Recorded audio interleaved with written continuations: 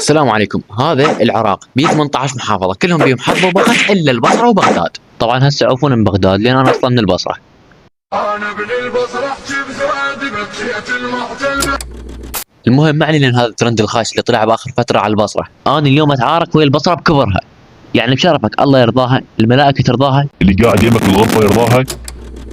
عزيزي المشاهد بس تخيل فوق ال10 محافظات أكثريتها من الجنوب والبصرة مو وياهن. زين ايش بين ذي المحافظات؟ والله يا اخوي بيش ابدي لك، غرقوهم عطل، انا اقول لك اياها غرقوهم عطل حتى قالوا بس. يعني هذا ابن بابل حتى هاللحظه بعد يدز عطل للمحافظات، ومن تحاكي على البصره يقول لك شنو هي البصره؟ من هي البصره؟ ايش بيها البصره؟ بالقران يحسسوني هي دوله وحدها بعيد عن العراق اصلا. لو اللي يغثي من ابوه على باقي المحافظات اقل زلت سرعتهم يطلعهم عطله، والبصره اللي يسطرونها الف راس نووي راح يكتفون يباوعون عليها ويقولون والله خطيه الله يعطيهم الصحه. ولك يا صحه خرب بيك وخرب الصحه انطونا عطله. يابا شنو نتوسل بيكم يعني؟ هاك استلم بالقران اثناء ما جاي اسجل دياره عطلت. شوف هنا ايش يقول، المحافظة الأولى توقعناها وجدت بقت المحافظة الثانية. الله أكبر، إنهم صاروا يتوقعون بالعطل، هالقد ما يعطونهم هواي. دقيقة جت لي رسالة شنو هاي؟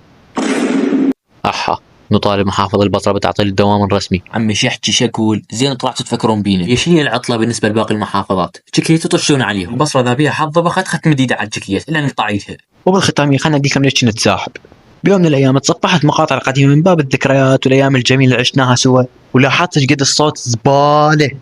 تقدر تروح تتاكد خاف ما تصدق. المهم قلت لازم اجيب لي مايك، جمعت آلاف الدولارات واشتريت لي مايك اسطوري كذا ب 15,000. نعم سعره 15,000 وهاي صورته.